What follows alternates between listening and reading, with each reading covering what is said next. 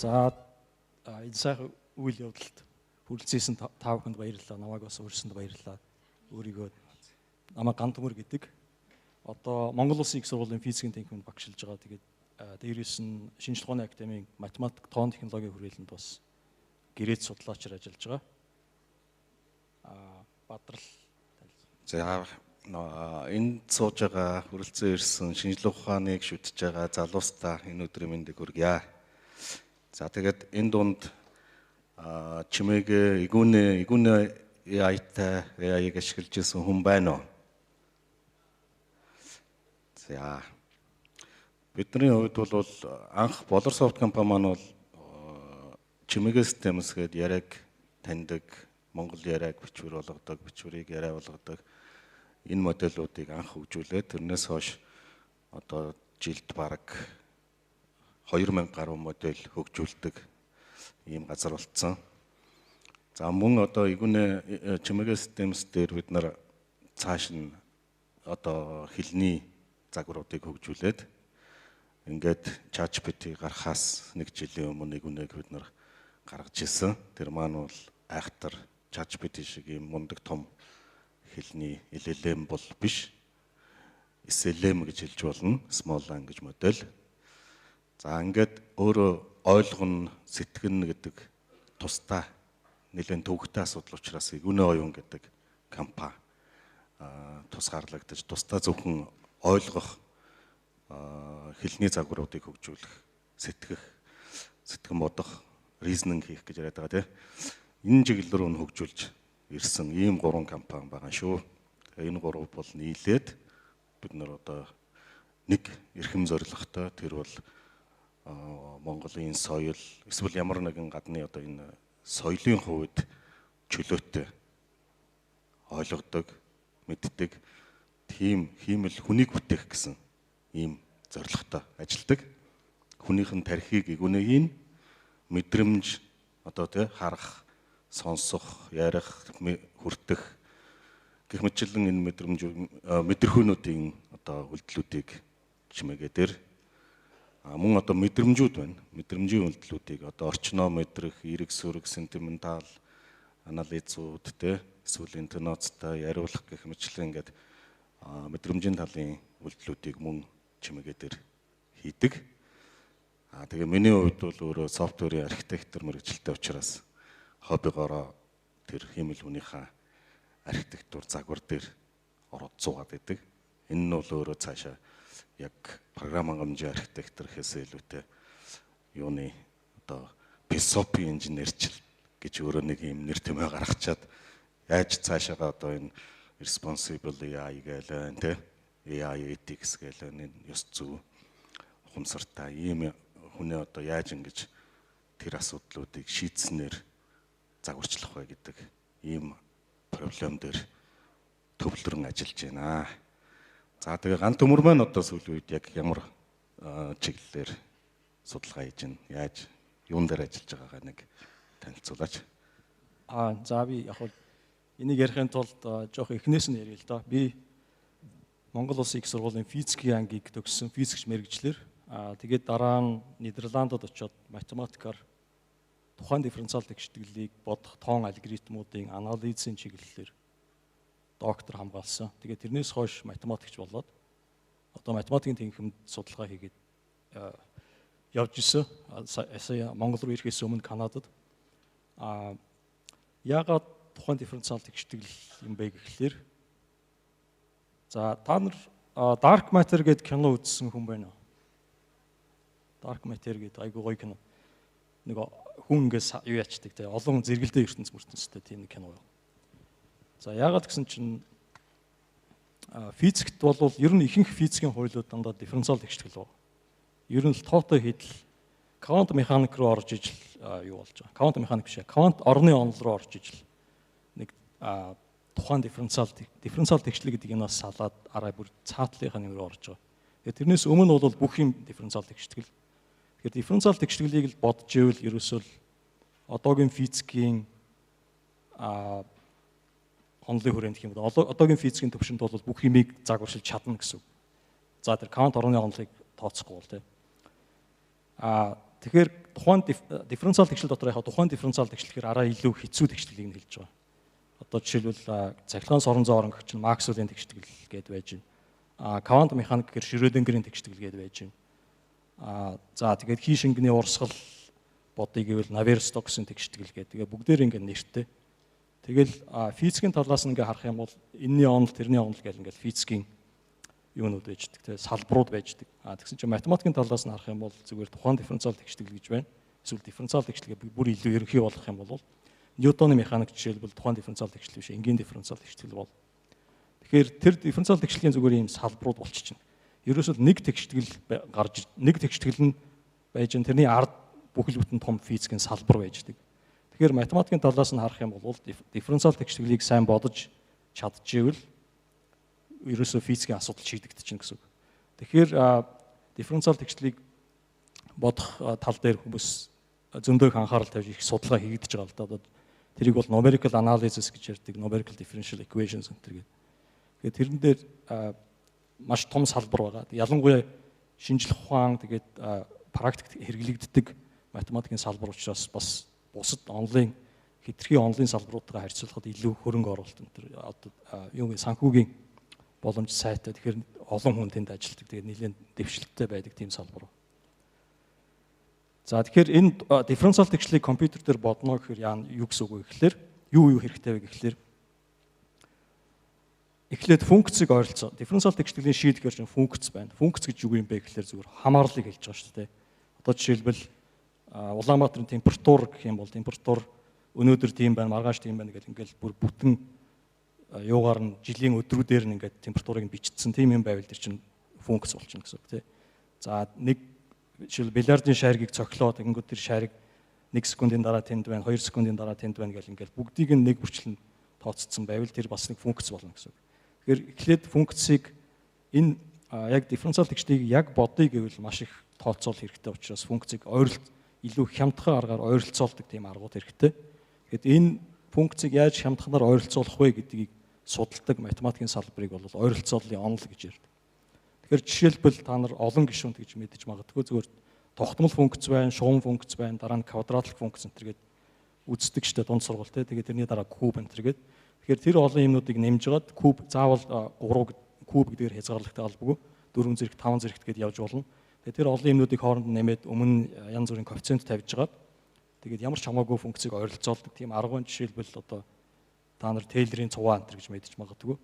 Эсвэл синус косинус ашиглаад функцийг ойролцоолдог арга байна. Тэгэх юм бол Фурейгийн цуваа болчихно. Тэгээ ингээ янз бүрийн аргууд байгаа, классик аргууд. Тэгэхээр ойролцооллын онол нэгдүгээрт тэр ямар функцээр шийдэ ойролцоолох вэ гэдгийг сонгох хэрэгтэй. Дараа нь юу болох вэ гэхээр нэгэнт тэрийгэ сонгоцсон болвол тэр одоо жишээлбэл функцийг олон гишүүнээр ойролцоолох гэхэд мэдэгдэхгүй коэффициентууд байгаа шүү дээ. Тэр коэффициентуудыг олдог тийм арга хэрэгтэй. Тэр коэффициентуудыг олдог арга нь эцэстээ явсаар гоод юу болдог вэ гэхээр шугамын айлгүрийн бодлого бол. Шугамын айлгүр гэдэг нь зүгээр л одоо шугамын тэгшлийн систем гэж та нар мэдэх бол тийм системийг бодох асуудал тохирдог гэсэн. Тэгэхээр ерөнхийдөө бол хамгийн эцэстээ юу болж юм гэхээр тухайн дифференциал тэгшлийг бодно. Заавал дифференциал тэгшлж байх албагүй л дээ. Ер нь л тооцооллын шинжлэх ухааны бодлогыг бодно гэдэг нь эцэстээ юу болох вэ гэхээр функцийг яаж ойролцоолох вэ гэдгийг судал. Тэрийг шийдэх хэрэгтэй. Маш сайн ойролцоолдог арга байвал дэвшил гарна гэсэн үг. Арга нийцэх юм бол. Хоёрдугаар шугамын айлгүрийн бодлогыг яаж бодох вэ гэсэн. Шугамын айлгүрийн бодлогыг яаж хурдан бодох вэ гэдгийг шийдэх хэрэгтэй. Тэрийг тэнд жоохон дэвшил гаргахад л асар их дэвшил. Одоо жишээлбэл одоо топ 500 гэдэг дэлхийн хамгийн хурдан 500 суперкомпьютерийг үнэлдэг тийм арга байгаа. Тэр нь болохоор шугамын айлгүрийн бодлогон дээр түшгэлсэн тийм одоо тест байхгүй юу. Тэгээд тэрнгээрээ шалгаруулад тэр бодлогыг хэр хурдан бодож ийн гэдгээр нь 500 хурдан суперкомпьютерийг шалгаруулдаг. Тэгээд тэр 90 хэдэн оноос одоо хүртэл явж байгаа 30 хэдэн жил нөгөө тест нь өөрчлөгдөөгүй тэр чигээр байж л. Яг тест нь айгу амархан зүгээр л санамсаргүй байдлаар тийм шугамын айлгүрийн бодлого гаргаж ирээд тэгээд тэрийг хэр хурдан бодох нь гэдгийг үздэг тийм. Тэгэхээр ийм хоёр юм маш чухал байна.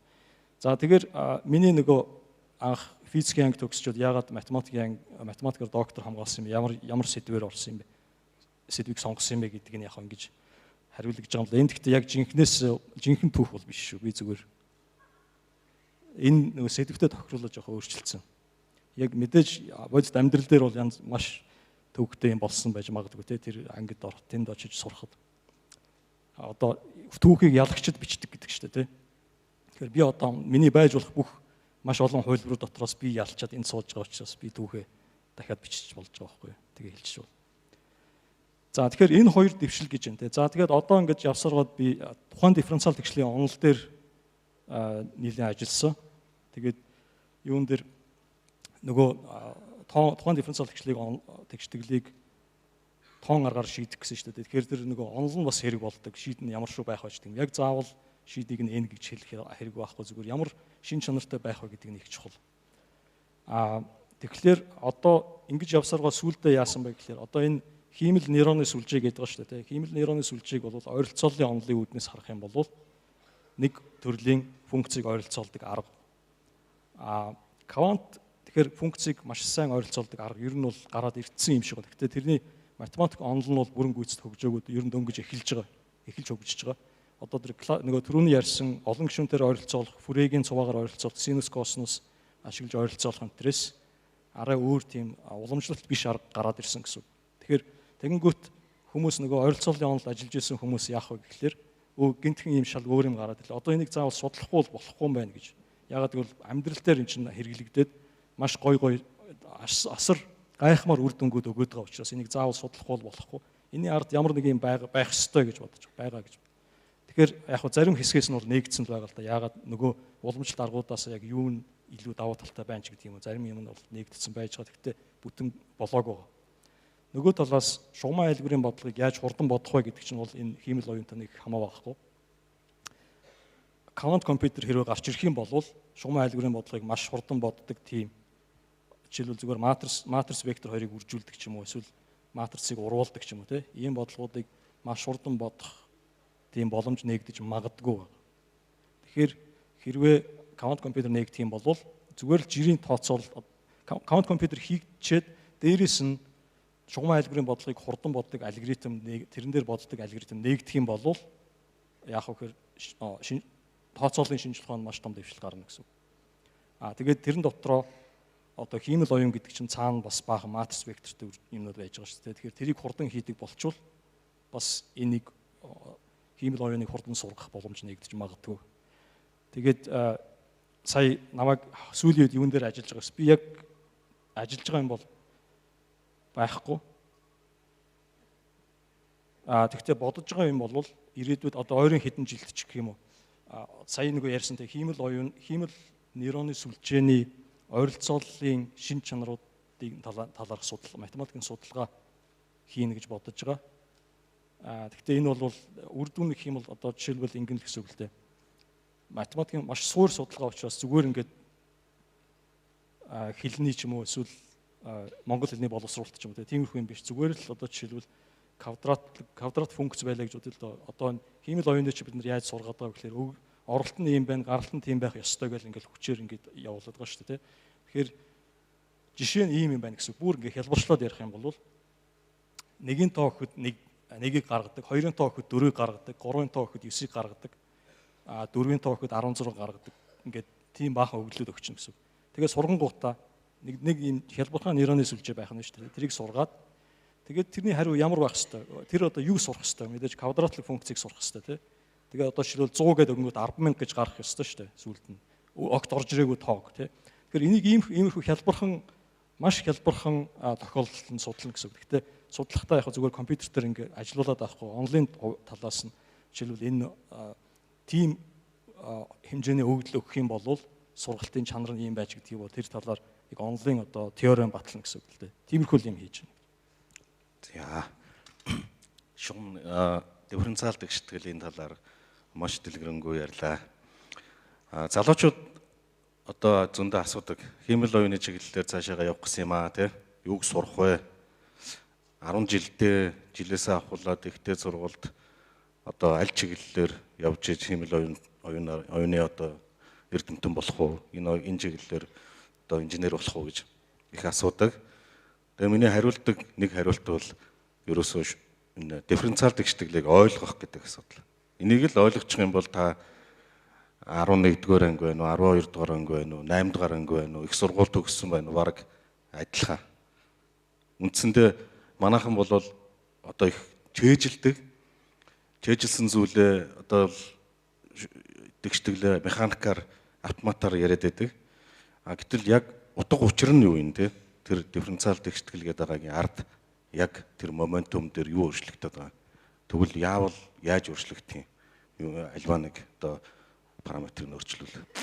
Гэх мэтлэн энэ яг утга учирыг нь сайн ойлгочих юм бол өнөөдрийн хэмэл оюуны шинжилгээ ухааны одоо суур технологи гэж яриад байгаа. Тэр гүн сургалтын арга, машин сургалтын арга, одоо гүн сургалтын арга гэдэг диплом нь те. За энэний суур нь бол ерөөсөө дифференциал тэгштгэл. Өөр юм байхгүй. За өөр жижиг сажиг юмнууд байгаа. Ууст нь бол яг суур нь бол тэр. Тэгэхээр энийг одоо залуучууд ойлгохыг үнэнгээсээ яг ойлгоорой. Тэгвэл ямар ч асуудалгүй та бүхэн одоо хэмэл оюунаар цаашаа мэрэгшгэд ямар нэгэн асуудал гарахгүй. За тэгээ одоо хэдүүл сэдврүүгээ үндсэн сэдврүүгээ орцгоё. За мэдээж классик алгоритмууд өнөөдөр бид нар хэмэл оюуны алгоритмуудыг энгийн классик компьютер дээр сургаад ажилуулад одоо NVIDIA-гийн чипүүн дээр сургаад маш олон фреймворк, маш олон суур юм одоо үйлдвэрлэлийн систем, дараа нь одоо сангууд, фреймворкууд за эднэр дээр суурлаад сүүлд нь тэр одоо efficient матриц векторуудыг үржүүлдэг тийм ийм алгоритмуудыг тооцоолуудыг хийгээд байгаа. Энэ одоо маш их параллел үйлдэлүүд зэрэг хийх шаардлага гардаг учраас өнөөдөр классик компьютерийн хүчин чадал бол яг бид нар шиг энэ бидний одоо энэ сүүлийн үед яриад байгаа EGI-д хүрэх гэ мөрөөдөд байгаа тийм энэ том загваруудыг сургахад яг үнэндээ бол хүрэлцэхгүй байгаа. За тэгэхээр квант компьютер дээр сургахаар энэ бол одоо ирээдүйд хамгийн их одоо потенциалтай, магадaltaй гэж яригадаад байгаа. Тэгэхээр хэдүүлээ одоо эдгээр ингээд нэг after quantum computer гарч ирээд тэрэн дээр нь бол бид нар хэрэглээд байгаа юм байхгүй шүү дээ. Ганц хоёр газар Microsoft бид нар 56 гүбитийн quantum computer зохиочлол гэн шинэ төлөв нээжлэл гэн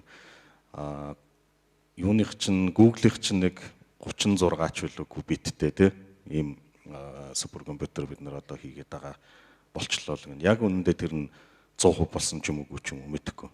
Гэхдээ ямар ч ихсэн ирээдүйн ойрын 5 жил 10 жилд бол тэр бол гарч ирэх нь баг тодорхой болцсон байна. Ер нь бол энэ дээр бол одоо маргаан үнэхээр ялга. За тэгэхээр хэдүүлээ за гараад ирчлээ гэж бодъё. Тэгэх юм бол дараа нь яах вэ? Тэрэнд зориулсан алгоритмууд, софтверууд хөгжүүлэх хэрэгтэй болно. Тэгэхээр энэ тал дээр та квант алгоритмын талаас нь энэний одоо энэ классик алгоритмоос юугаараа ялгаатай гол ялгаа нь юу юм те? Энэ дээр ямар одоо дэвшлүүд ямар одоо ажлууд хийж байгаа талаар мэдээлэл өгөөч. За түрүүн бид нар энэ дээр өглөө квант механикийн талаар энэ зөндөө юм сонслоо шүү дээ. Тэгэхээр квант механикийн гол онцлог нь болохоор тэр суперпозиц гэдэг байдаг. За суперпозиц гэж байна, entanglement гэж байна те. Тэгээд өөр юу байдаг лээ? Интерференц ч гэдэг юм уу. Иймэрхүү юмнууд байж байгаа. За суперпозиц гэхлээр одоо классик компьютерт болохоор чинь одоо бит гэдэг хамгийн бага нэг чинь бит гэж байгаа шүү дээ. 0 юм уу 1 гэсэн утга авдаг. Хоёр юмны аль нэгийг л авч жишээ улаан цэнхэр хоёр ч юм уу эсвэл дээшээ доошоо ч юм уу те. Энэ хоёрын аль эсвэл асаалттай унтраалтай ч юм уу. Тэгсэн чинь квант компьютерийн хамгийн бага нэг чинь болохоор qubit гэдэг байдаг те. Qubit болохоор чинь тэр хоёрыг зэрэг авч болдог. Зэрэг авч болдог гэдэг нь юу гэсэн үг юм бэ гэхээр ерөнхийдөө жишээлбэл асаалттай байх магадлал нь 40%, унтраатай байх магадлал нь 50, 60% ч гэдэг юм. Ийм хүм маягтай ингээд байж гэн гэсэн. Яг тийм юм ингээд тэр чигээр тэрнээс одоо зөвхөн классикийн хувьд бид нар магадлал гэдээ ярихаар чинь ингэж ойлгогдоод байгаа. Асаалттай байх магадлал нь 40% гэдээ ярьж байгаа. Ямар ч байсан асаалттай унтраалтай хоёрын аль нэг нь л байж байгаа тэнд те. Гэхдээ зөвхөн бид нар мэдэхгүй бай. Тэр асаалттай унтраалтай эсхийг нь мэдэхгүй байгаа учраас магадлал яриад байна гэж ойлгогдоод байгаа шүү дээ. Классикаар бол яг тэнд бол тэр байга төлөв нь бол яалтчгүй асаалт юм уу унтраалтай бай. Харин квант механикт болохоор ерөөсөө яг байга төлөв нь тийм. Тэрийг бид нар мэдэхгүй байгаагаас болж магадлал яриаггүй. Ерөөсөө л тэр байга үндсэн байглаас заягдсан тэр төлөв нь ерөөсөө ингээд яг магадлалтай байж байгаа. 40-60 гэсэн магадлалтай. Яг цаашлах юм бол 40-60 ч биш бүр тэр юу н магадлалыг язгуур авцсан юм шиг комплекс тоогоор илэрхийлэгдэх тийм юм байж байгаа. Гэхдээ яг тэр хялбарчлаад хэдүүлээ 40-60 гэдээ яриад юм. Тим юм байж байгаа гэсэн. Тэгэнгүүт чинь яаж юм гэхээр квант компьютер дээр одоо хамгийн түрүүнд юу хүний санаанд юу орж ирэх вэ? Хэрвээ квант тим одоо магадлалтай битүүдийг qubitтэй ажилладаг тийм компьютер байх юм бол яах вэ гэхээр маш олон юмнууд тооцоонуудыг зэрэг хийж чадах юм шиг болчих. Одоо жишээлбэл за 8 биттэй 1 байт гэж ярьдаг шүү дээ. 256 боломжтой. Юугаар бол классикаар бол 256 боломжтой тийм. Квантаар болохоор чинь тэр 250 классикаар бол тэр 256-гийн аль нэгэнд нь л байна гэсэн үг шүү дээ. Тэгэхээр чинь квантаар болохоор чинь тэр 2-ын 256 боломж нь тусдаа магадлалтай байна гэсэн үг. Тийм магадлалтай, энэ тийм магадлалтай, тэр нь тийм магадлалтай гэсэн. Тийм юм болоод ирэнгүүт чи яаж юм гэхээр жишээлбэл одоо үсэг ингээд кодлцсон байлаа гэж хэлдэг А, Б, С гэдэг юм уу. Тэнгүүт чинь А ч байж болох, Б ч байж болох тийм өгдөл тэр рүү оруулж болно гэсэн үг. Тэнгүүт чинь одоо компьютер дотор боловсруулалт хийгдэхээр А ч байж болох, Б ч байж болох гэсэн тэр А, Б 2 гэсэн өгдөл дээр зэрэг тооцоол хийгээд байгаа юм шиг юм болно гэсэн үг байхгүй юу. Тэгээ энийг яг цааш нь жоох өргөдөх юм бол маш олон юм тооцоог зэрэг хийж болох юм шиг болж байгаа. Тэгэхдээ энэ дэр бас яг тийм юу гэж үнгүй юм гэж байхгүй ч гэх юм уу да. Тэгэхдээ эн чинь бас бараг л үнгүй шахуул байгаа юм л да. Яг эцэстээ гарч ирсэн хариуг нь унших гэхлээр зөвхөн нэг л хариу гарч ирнэ. Одоо жишээлбэл асаалттай унтраалттай 40-60 гэсэн хариу гараад ирлээ гэж бодъё те. Тэгэнгүүт тэрийг уншингууд аль нэг л гарна. Асаалттай юм уу унтраалттай л байна. Тэгэхээр ерөөсөө яг цаана нөгөө тэрийг уншихаас өмнө юу байсан бэ гэдгийг мэдэх аргагүй гэсэн. Тэгэхээр одоо алгоритма бидний квант механикийг яаж ашиглах вэ гэхлээр алгоритма тийм байдалтайгаар зохионо гэсэн. Одоо бодлогын өгдлийг өглөө. Тэгэнгүүт тэр алгоритм нь квант алгоритм нь ажиллаж гаад явж сүүлд нь аль болох классиктай ойролцоо бараг 100% нэг ч юм уу эсвэл 100% 0 ч юм уу байдаг. Тийм юм гаргаж ирж явах хэрэгтэй. Яг тэр нь болохоор нэг бодлогын хариу нь. Тэгэхээр тэрийг классикаар зүгээр уншингууд бараг өөрчлөгдөхгүй тэр чигээрээ гараад ирдэг ч юм уу. Тиймэрхүү маягтайгаар алгоритмаа зохиохгүй бол болохгүй. Зүгээр 50-50 гэх юм бол ямар ч тийм үр дүн гарахгүй. Зүгээр л нөгөө санамсаргүй тооны тоо үсгдэг тийм юу болчихно гэсэн.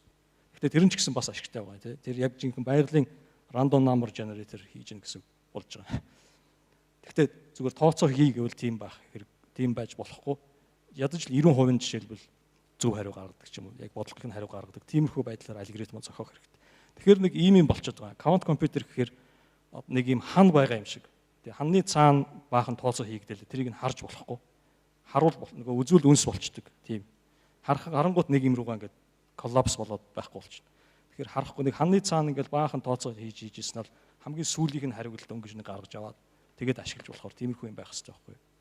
Тэгэхээр одоо квант компьютерийг жишээлбэл хиймэл оюуны сургалтанд ашиглая гэвэл хэд хэдэн боломж байж болно л доо. За жишээлбэл би хоёр туйлыг нэр. Нэг туйл нь болохоор квант хиймэл оюуны сургалтанд ашиглагдаж байгаа үйлдэлүүд байна шүү дээ. Одоо тэр тензор үйлдэлүүд байна те.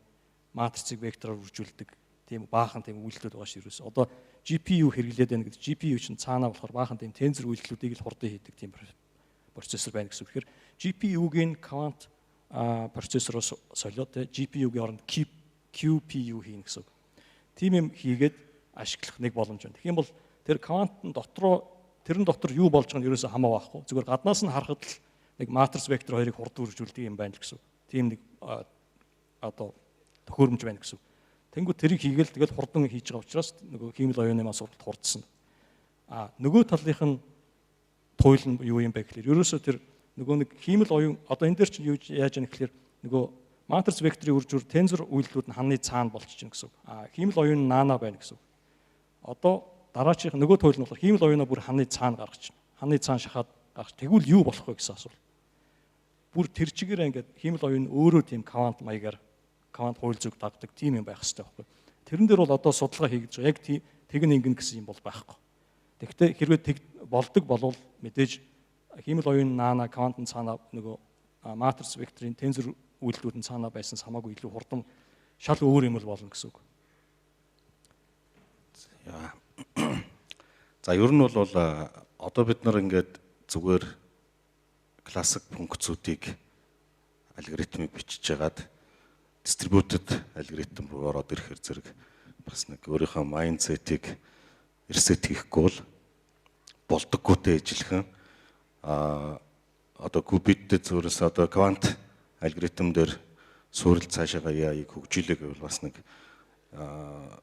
тархиа арай өөрөөр ажиллуулж эхлэхгүй бол одоо sequential шугамн тий ингээд цуулж ингэж хийдэг хүний өөрийн тархи хоёрсдаг энэ зарчмаар ажиллуулах юм бол яг үнэндээ бол ойлгоход нэлээд хэцүү, зохиоход хэцүү болно.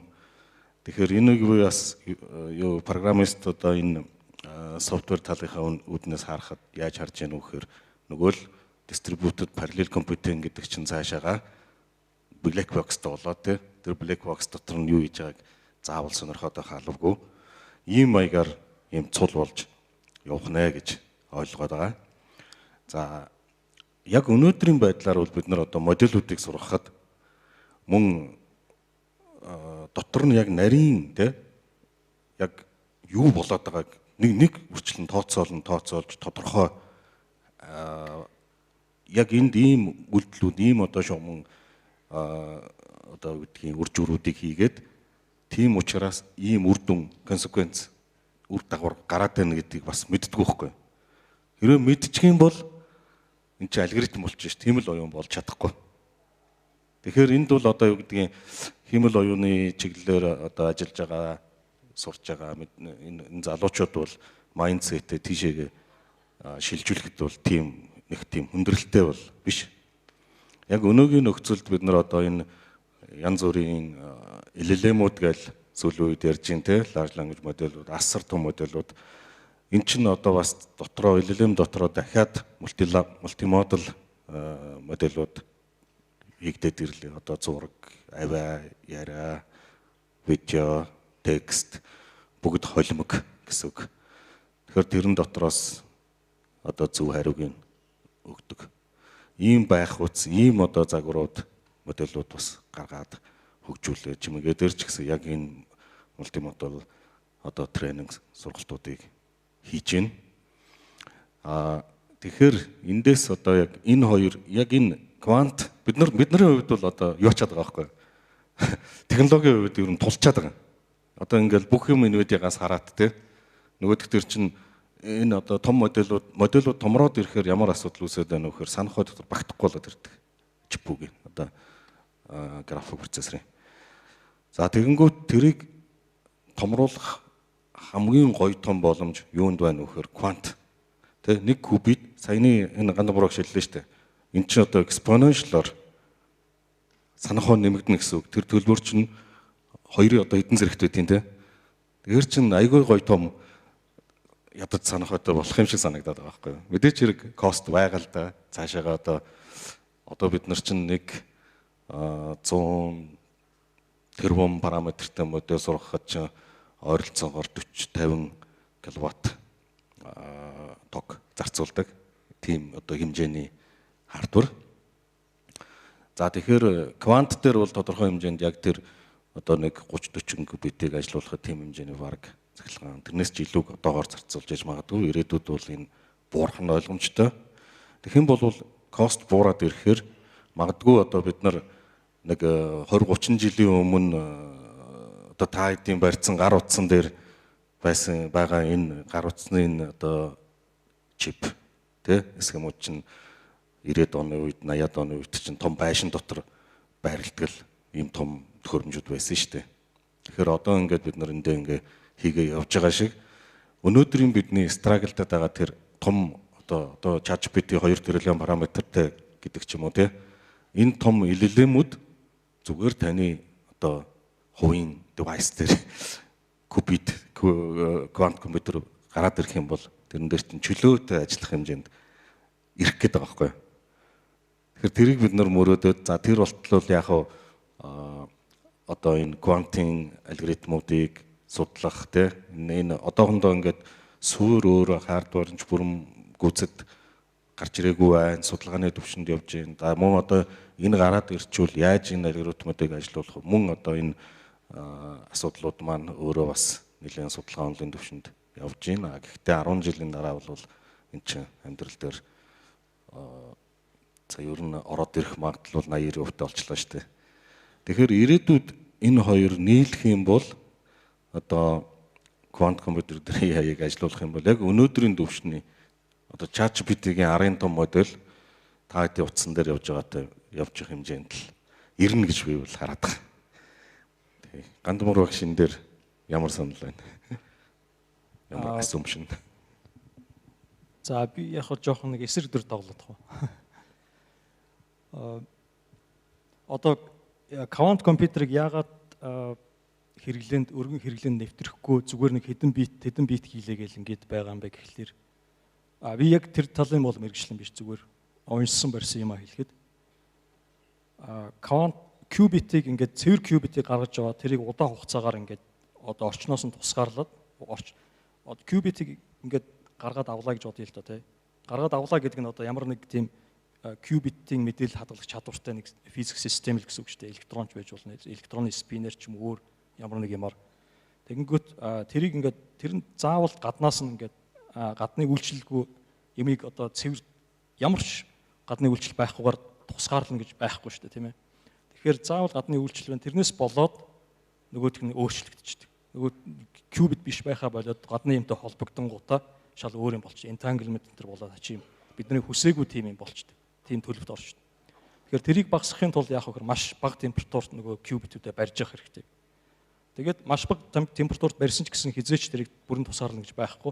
Тэгэхээр яг зүгээр хэлэхэд яг амархан юм шиг боловч яг технологи дээр одоо инженерүүд нөгөө квант компьютер хийх гээд qubit-үүдийг хийгээд үзэхлээр хэдхэн qubit-ийг л одоо хийгээд тэрнээс цаашаа ингээд явах гэхлээр болохгүй болоод идэг. Жохон байж гал нөгөө төлөвүүд нь алдагдал.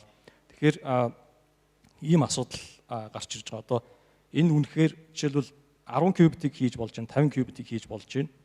Энийг чинь 5000 болгоё гэвэл хэрэг зардал гарах вэ гэсэн асуулт гарч. Энэ нь одоо экспоненциалаар өсөх үү, qubit-ийн тоондоо экспоненциалаар өсөх үү, эсвэл зүгээр квадрат байдлаар өсөх үү гэдэг юм уу те. Тиймэрхүү асуулт гарч ирнэ гэсэн үг. Тэгэхээр технологийн хувьд яг мэдээж одоогийн технологиор хийх гэхээр экспоненциалаар өсөж байгаа мөртлөө ирээдүйд нээгдэх шин технологиор тэр нь гайгүй болчих магадгүй л те. Тэгэхдээ бас ирээдүйд хичнээн ч сайн технологи нээгдсэн гэсэн тэр нь экспоненциалаас доошо болдоггүй тийм байгалийн одоо тулгуур зааг маягийн юм байдаг байж бас болох байхгүй.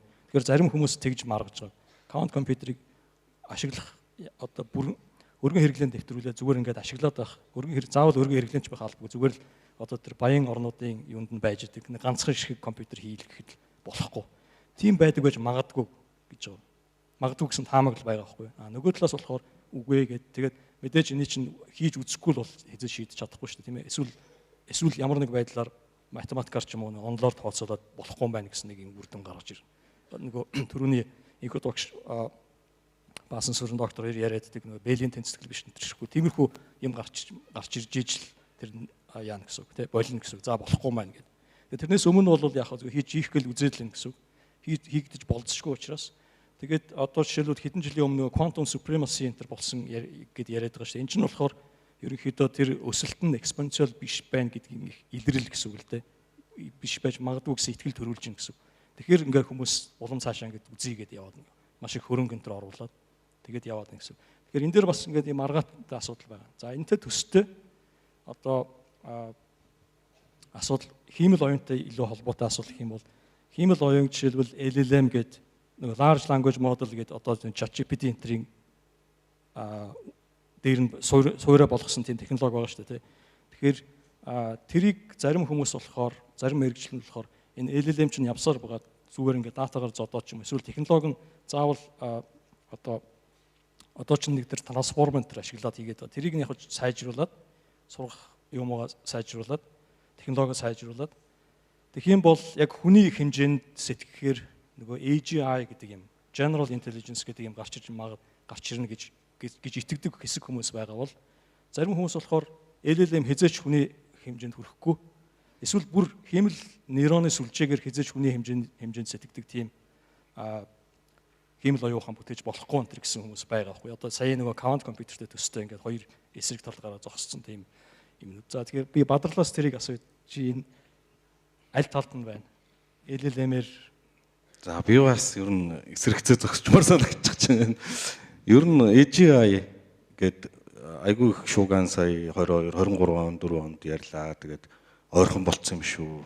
20 жилийн дотор ороод ирж байгаа юм шүү гэл томоохон Жофри Хентон ч гэдэг юм уу те сая Нобелийн тэр аваад байсан. Эрдэмтэд бол тэрийг зарлал ихэсэл те. Мөн одоо янз бүрийн энэ хэвлэл мэдээллээр бас их шууглаа. Тэгээ миний хувьд бол одоогийн манай гүн сургалтын аргаар трансформер моделийг одоо ажилуулж хийж байгаа энэ LLM-ийн энэ төвшөнд бол бид нар хизээч ижээд хүрэхгүй. Арай өөр шин яагаад бид гэж харж байгаа вэхээр өөрөө одоогийн энэ модельүүд чинь бүгдээр авторэгрэсив моделүүд.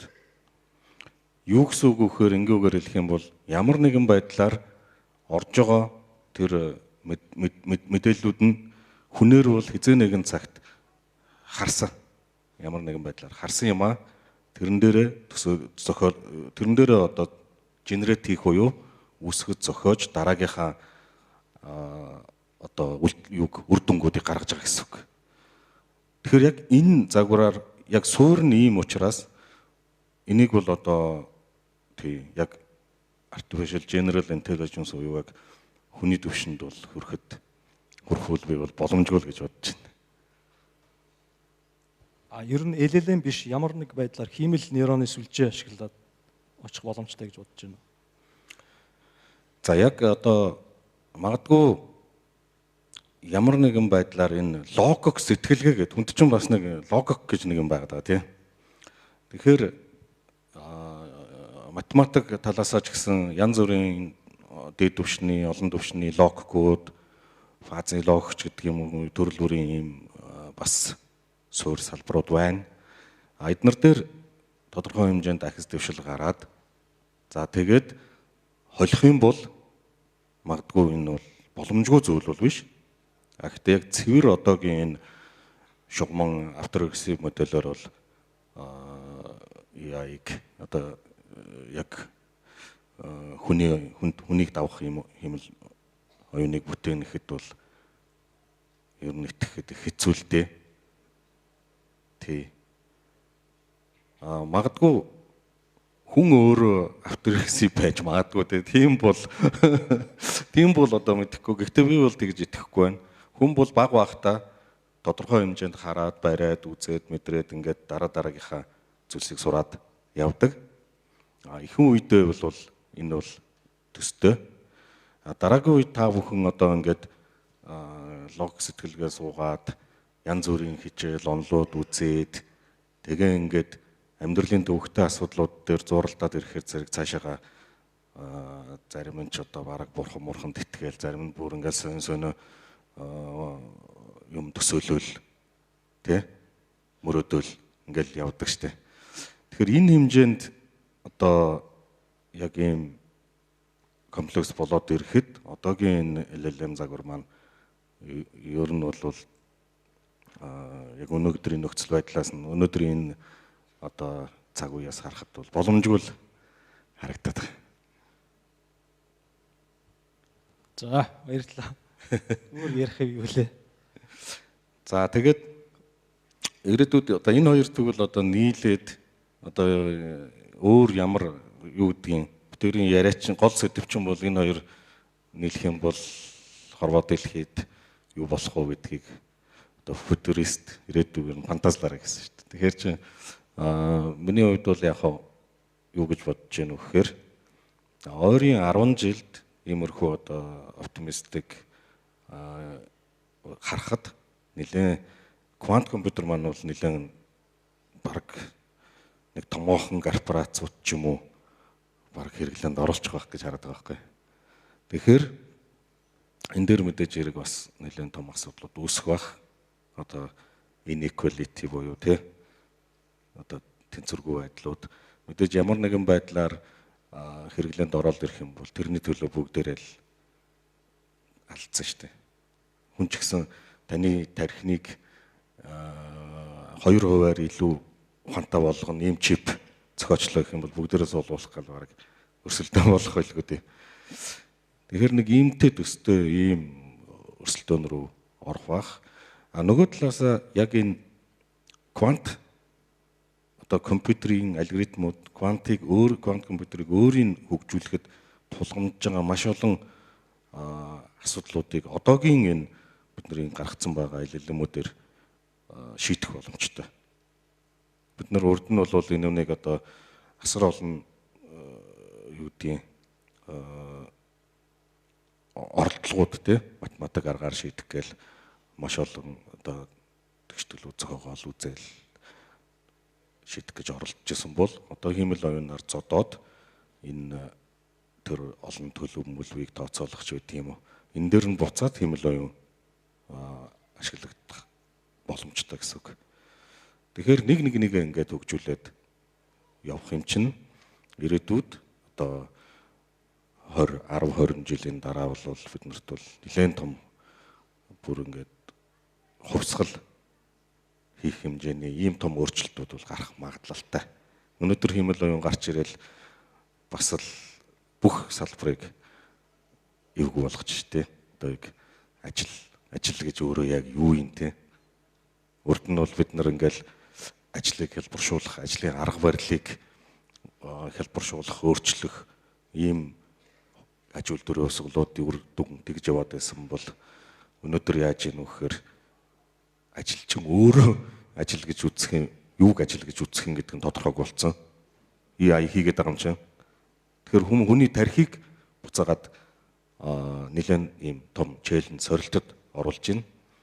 Ингээд сорилтод орж байгаа учраас би бол хүмүүс айгүй их тархиа ирэх нэг 10 жилд бол нэлээд сайн ашигладаг. Тэгжиж одоо сайхан үгдийн сайхан амьдрах тий ийм боломжтой болно гэсэн үг. Тэгэхээр ирээдүйд хиймэл оюун өөрөө хүнийг ийм сорилтод оруулаад тэгээд хүн бол илүү одоо механик үйлдэл хийж компьютерийн ард суучаал нэг янз бүрийн текст эдитер төр ч юм уу эсвэл нэг ERP дээр дата мата оруулаад суух ч юм бол ажил биш шүү дээ. Ажил биш болчихж байгаа шүү дээ. Одоо бол айгүй чухал ажил байж магадгүй. Ирээдүйд энэ бол ажил биш. Тийм учраас илүү хүний тархийг одоо челленж сорилтод оруулж байгаа учраас бас нэлээд том ахис дэвшлүүд гараад энэ талын хөгжлүүд бол одоо хурцсах, улам л хурцаал байгаа л да. Тэгээд улам илүү хурцсах байх гэж харж байна. Тэгэхээр одоо яг энтэй холбогдуулаад түрүүн бас би нэг хэлэх гэж байгаад марчлаа.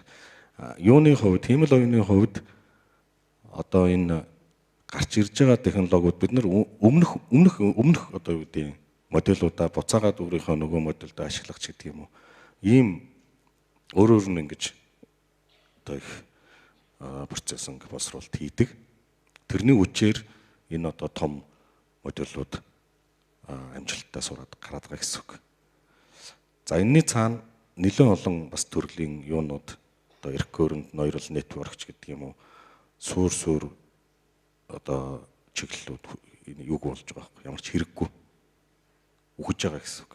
Тэгэхээр нэг нь гараад нөгөө нь үхээд трансформерууд одоо ингээд дэлхийд даяар ингээд нэвтэрж яхад энэний дараагийн юу гэдэг дараагийн одоо трансформер шиг ийм модулууд гарахад трансформер өөрөө суур болж өгөөд тэгээд магадгүй устдаа дараагийнх нь ийм дэвшлүүдийг циклдэд үсгээд яваад өгөх.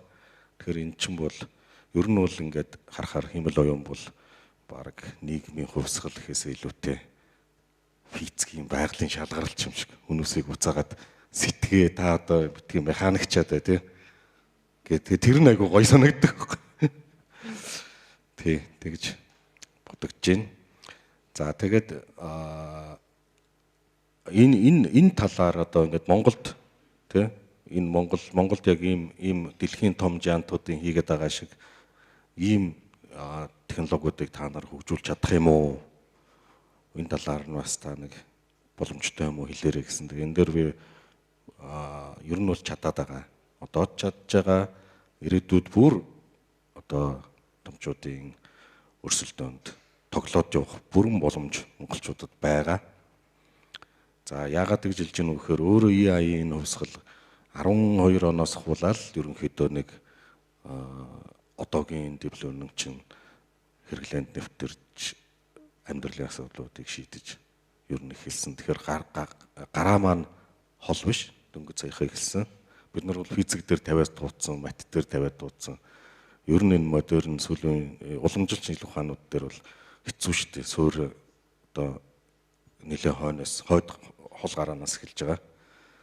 Хиймэл оюун дээр бол их ойрхон. Бид нар өөрсдөө хичээгээд нэгдээд нийлээд ажиллаж чадах юм бол одоо олон улсад ч гэсэн илүү том ийм одоо технологиудыг илүү хиймэл оюуны модулуудыг гаргаад божигнуулах боломжтой. Гэхдээ ингийн тулд сүүлийн үед бол яг энэ явж технологи энэ юуны одоо техник чинь бас мөнгө санхүүжилтээр л шийдэл болчиход байна л да. Тэгэхээр энэний өрсөлдөөн болчиход байна. Томчуудаас яагаад том сайн модулууд гараад байгаа вэ гэхээр асар их хөрөнгө оруулалт хийж гин. Асар их жипуг одоо хэдэн 10 хэдэн 100 мянгаар нь цуглуулж ирээд зургаад байгаа учраас богино хугацаанд ийм том амжилттай модулуудыг хөгжүүлээд байгаа.